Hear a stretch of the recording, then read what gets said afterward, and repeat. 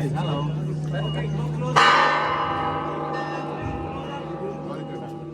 We are now standing in front of the most important church of Christianity in the world. That one in Bethlehem, and this one considered to be the most important two churches in the world, because that is the birthplace of Jesus in Bethlehem. But what they are believing, he was crucified, he was died on the Golgotha. It's a small mount inside where they believe he was crucified. He was, they judged him in the Antonia Fortress, 1 kilometer from here, and he carried the cross of the Christian with 14 stations. So 9 stations was outside, but the last 5 stations was happening inside. So when the people going inside, they show them, the place, the tomb, and the anointing stone where they put the body on the anointing stone and they put the perfume, and then the Golgotha where they nailed his body, and where they took his, garments, and where, because they believe on Sunday he raised up from the dead. But in Quran, Bismillah ar-Rahman ar-Rahim, وَمَا قَتَلُوهُ وَمَا صَلَبُوهُ وَلَكِنْ شُبِّهَ لَهُمْ. Maybe somebody else like Judas Iscariot, maybe he looks like Jesus and he was crucified.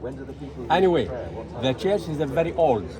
The church was built in the year 324 AD by Helen, the mother of Constantine, destroyed by the Fatimi. The Hakim bi-Amrillah, the Caliph Fatimi, he destroyed the church. This is why the Crusades, they came and they took this land. Now when Salah ad-Din, he liberated Jerusalem from the Crusades, he found 2 doors leads to the Basilica, but he ordered to block that door. Look, the stone. He closed that one, and he remained that one to the left-hand side. Why? This church belonged to 6 Christian denominations: Greek Orthodox, Armenian, Catholic, Syrian, Coptic, Ethiopians, and they're fighting sometime on the key. They want to have the key, and who has the key? The boss. He can open when he wants, and he can close when he wants. So this was Salah ad-Din. He said, no way, from today, the key will be, I give it to a Muslim family, 2 Muslim families. One family, Judy, he was the boss. He took the key and he gave it to Nusayba. Nusayba family closed, and in the morning, they both of them, one from Judy and one from Nusayba family, coming to open, and in the evening they closed. And from that time until today, they have the key of the Holy Sepulchre Church. So one of them, Haj Wajih, maybe you know him. If we will find him, he's sitting over there. He's a Muslim. Yeah, the 10 generations they have the key. Now, according to the Islam, the Caliph Umar radiallahu anhu came after he opened Jerusalem, and they gave him the key of Jerusalem. He came also to visit the church. He entered the church, visit, and the azan of Dhuhr, he heard the azan outside. So the Patriarch Safaron, he said, okay, Caliph Omar, please, pray here inside. He said, no way. If Caliph Omar prayed, then the Muslims, they took this place. This is why he marched 5 minutes or maybe 20 meters up there where he prayed. And they gave him that property because that land belonged to the church. And they erected the mosque of Caliph Omar. So that's the mosque, and this is the church. Okay? You want to add something? Ji Bismillah. Yes. बिस्मिल्लाहिर्रहमानिर्रहीम। खैरियत से आप लोग ठीक ठाक हैं? ऐसे बार बार मैं आप लोगों की तबीयत पूछता रहता हूँ ताकि आप लोग ठीक रहें। रात को सोए थे आप लोग? अच्छा, फजर के बाद सोए आप लोग? और बहुत सारे लोगों की फजर में गैर हाजिरी लगी थी। किस किस की गैर हाजिरी लगी है बताएं? सुबह के दर्स में कौन कौन नहीं था? आपको तलाश किया, आप मिले ही नहीं। चलो जी, मेरा कसूर था। जगह बताई हुई थी हम लोग वादी जिन में बैठे थे। आपको जाना था मैसेज कि हम वहाँ पे बैठे। माशाल्लाह। कल कहाँ? कल कहाँ दस में थी कल आप? कल सुबह 10। जी, आपने कहा था किसी जगह पे आना है। हाँ, तो आप मैंने जाके चेक किया था आपने। अच्छा भाई, सुबह दर्द में कौन कौन हाथ खड़ा करे? जो खड़े आप सब ये रिकॉर्डिंग करूँ कि नहीं? रोना ना। अच्छा चलो, ये चीज तय हो गई। गलती किसी की नहीं है, मेरी है। इस चीज को मैंने मान लिया, गलती मेरी है और मैं एक्सेप्ट करता हूँ। ठीक है जी। अच्छा जी, बिस्मिल्लाहिर्रहमानिर्रहीम। अभी आप लोग सोच रहे होंगे आज जुमे का दिन है और हमने जो दिन की इब्तिदा की है वो 10 की घंटियों की की है। तो मैंने आप हज़रात को एक दुआ याद करवाई थी, अल्लाहुम्मा इन्ना नजालुका फी नुहूरिहिम व नऊज़ु बिका मिन शुरूरिहिम। हुज़ूर ने फरमाया कि जब किसी गैर मुस्लिम की इबादत गाह को देखो और बड़ी ताकतवर हो रही है तो ये दुआ पढ़नी चाहिए। ठीक है। اور اس دعا کی برکت سے اللہ تعالیٰ ان کے شر سے بچاتا ہے اور اللہ ان کو ہدایت عطا فرماتا ہے۔ تو اچھا ہم اس میں یہ جو ٹور ہے نا اس طرح ڈیزائن کیا گیا ہے کہ ابھی ہم نے اپنے سارے ساتھیوں کو سامنے رکھتے ہیں، کیونکہ اگر ہم پہلے مسجد اقصیٰ جاتے، جمعہ پڑھتے، جمعے کے بعد نکلتے آل دا وے دوبارہ یہاں آتے، تو پھر وہ بہت سارے لوگ جو ہے وہ تھک جاتے ہیں اس وقت، پھر وہ کہتے ہیں بھائی ہمیں آپ چھوڑ دو بس۔ تو پھر ہم نے کہا یار ابھی بعد میں کیا پہلے کر لیتے ہیں۔ تو حضرت عمر بھی تو پہلے یہیں آئے تھے نا، حضرت عمر آئے تھے، تو ہم مسلمان یہاں کیوں آتے ہیں؟ وہ اس لیے آتے ہیں کہ بھئی حضرت عمر رضی اللہ تعالیٰ عنہ آئے، اور کیونکہ حضرت عمر رضی اللہ تعالیٰ عنہ، ایک چیز میں آپ کو بتاؤں اسلام کا پیغام یا حق کا پیغام کیسے پھیلتا ہے؟ وہ ایسے پھیلتا ہے کہ شفیع بھائی مجھے تھپڑ مارے، تو میں کہوں یار شفیع بھائی کیوں مار رہے ہو مجھے، میری بات تو سنو۔ یہ ایک اور تھپڑ مارے مجھے، میں کہوں شفیع بھائی مت مارو یار میری بات سنو۔ پھر شفیع بھائی مجھے اور ماریں، ویسے ہی مارنے والا آدمی ہے نہیں، پیار والا آدمی ہے، تو میں کہوں اچھا جی شفیع بھائی کہہ گئے یار یہ بندہ عجیب ہے، میں اس کو مارے جا رہا ہوں، یہ واپس اٹیک نہیں کر رہا۔ حضرت عمر اپنی بہن کو تشدد کر رہے ہیں، بہن کو مار رہے ہیں، بہنوئی کو بھی کر رہے ہیں۔ اب وہ بہن کہہ رہی ہے کچھ بھی کر لو، تو جب وہ دیکھا کہ بہن کی سر سے خون نکلنا شروع ہو گیا، اور وہ تو ایک دم آدمی ٹھنڈا ہوتا ہے جب آپ کسی پہ اٹیک کرتے ہیں اور وہ واپس اٹیک کرے، تو پھر کیا دونوں کا غصہ بڑھتا ہے اور لڑائی شروع ہو جاتی ہے، ایسے ہی ہوتا ہے نا۔ تو جو حق رہتا ہے، حق کیسے پھیلتا ہے کہ جب حضور نے فرمایا کہ تم پہ تشدد ہو، حضرت بلال حضرت خباب بن عارت ان پہ، تو آپ نے جو ہے وہ برداشت کرنا ہوتا ہے۔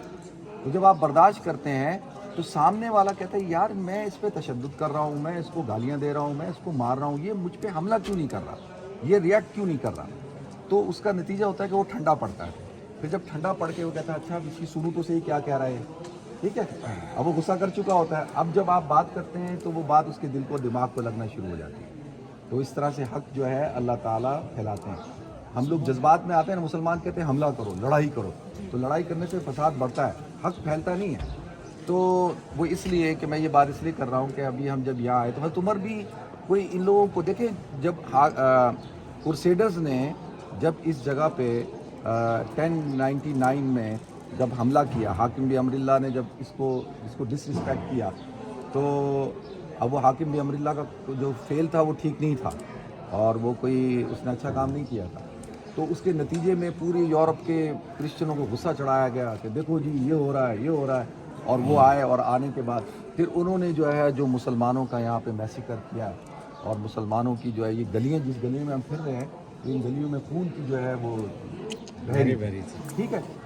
پھر صلاح الدین ایوبی جب آیا تو اس نے کیا کیا، وہ دیکھتا رہا، پھر اس نے دیکھا کہ یہاں کے بڑے بڑے امیر لوگ جو ہے وہ پیسے دے رہے ہیں اور کہہ رہے ہیں بھائی ہم جا رہے ہیں یہاں سے، اس نے اجازت دی نا جو نکل سکتا ہے نکل جائے، جو جزیہ دے 1 درہم، اور جو اٹھا کے لے جا سکتا ہے لے جائے، تو سارے لوگ جا رہے ہیں، تو غریب لوگ بیٹھے ہوئے ہیں اور بہت سارے لوگ بیٹھے ہوئے ہیں۔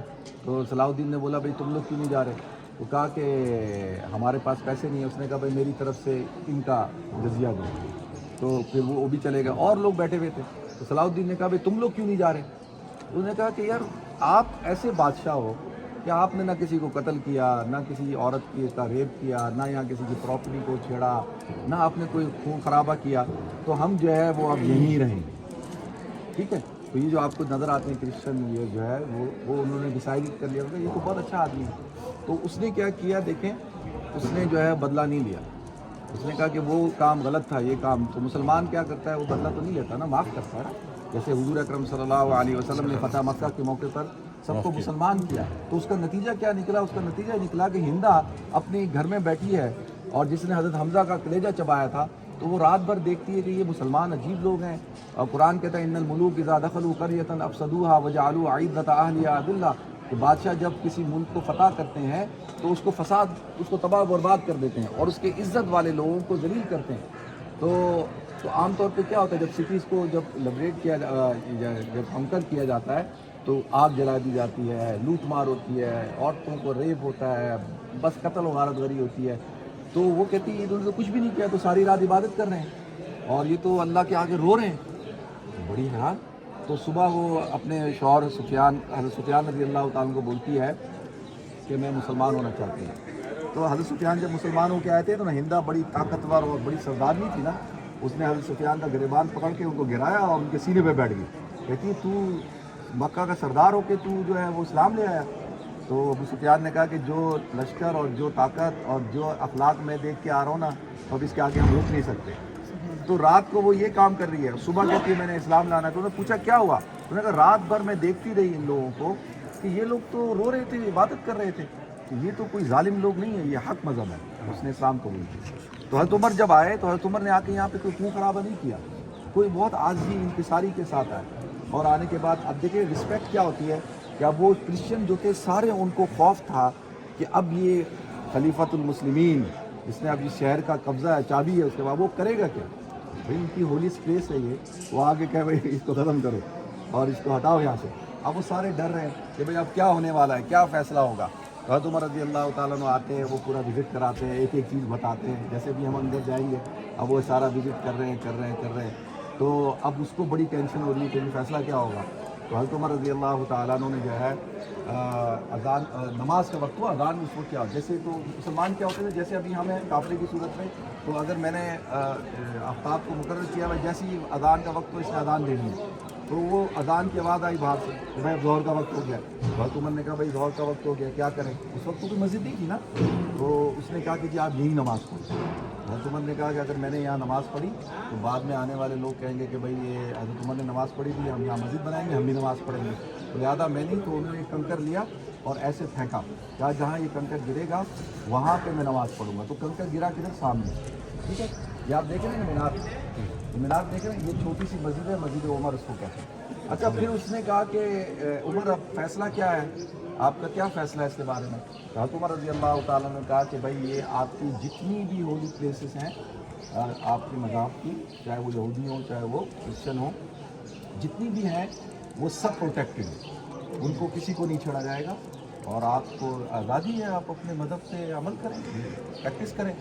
وہ بڑے خوش ہو گئے، ان کا یہ تو زبردست فیصلہ ہے. تو کہا عمر آپ تو بڑے اچھے آدمی ہیں، آپ کے بعد کوئی آیا اور اس نے آگے کہا کہ گرا دو تو پھر حضرت عمر نے کہا کیا چاہتے ہو تم؟ تو انہوں نے کہا کہ جی ہم یہ چاہتے ہیں کہ آپ جو ہے اس کو لکھ کر دے دیں. تو حضرت عمر نے کہا بھائی لکھو. تو اس مسجد میں اگر آپ لوگ شام کو دوپہر کو آئیں گے تو وہ عہدہ عمریہ اس کو کہتے ہیں. کیا کہتے ہیں؟ عہدہ عمریہ. وہ موجود ہے، اس کی کاپی میرے پاس وہاں لندن میں ہے، اگر میرے پاس ہوگی میں واٹس ایپ کروں گا. تو انہوں نے کہا لکھ کے دے دیں. تو حضرت عمر نے کہا بھائی لکھ دو. جب لکھا تو کہا کہ حضرت عمر نے سائن کیے. تو انہوں نے کہا کہ آپ کے اور آپ کے جو جنرل ہیں حضرت خالد بن ولید کے سائن، حضرت ابو عبیدہ بن جراح کے سائن، حضرت بلال کے سائن، 4 لوگوں نے اس کو وہ کیا اور انہوں نے اس کو سنبھال کے رکھا. اور آج تک ان کے پاس ہے کہ کوئی بھی مسلمان حکمران جو ہے وہ اس کی خلاف ورزی نہیں کر سکتا، کیونکہ یہ حضرت عمر رضی اللہ تعالیٰ عنہ نے ان کو پروٹیکشن دی. ٹھیک ہے. تو یہ میں ایک دفعہ یہاں کھڑا ہوا یہ بات کر رہا تھا، ابھی کچھ لوگ سن رہے تھے، ایک انڈین گروپ تھا اور وہ بھی یہاں کھڑا، وہ بھی بتا رہا تھا باتیں، بتا رہا تھا. تو وہ اردو سمجھتے ہیں تو بہت سارے میری طرف آگے کھڑے ہو گئے. تو میں بتا رہا تھا، وہ ختم کرنے کے بعد کہتا ہے یار ہمارے جو ٹور گائیڈ تھا وہ کرسچن تھے، اس نے یہ باتیں ہمیں نہیں بتائیں، اس نے یہ ساری باتیں ہمیں نہیں بتائیں. میں نے کہا یار اس نے یہ، اس کو کہتے ہیں انٹلیکچوئل کرپشن. میں نے کہا کہ اس کو چاہیے تھا کہ وہ ریالٹی بتاتا نا، تاکہ تمہیں احساس ہوتا کہ حضرت عمر کا مسلمانوں کا کتنا بڑا احسان ہے کہ یہ جگہ آج موجود ہے. تو ماشاء اللہ یہ وجہ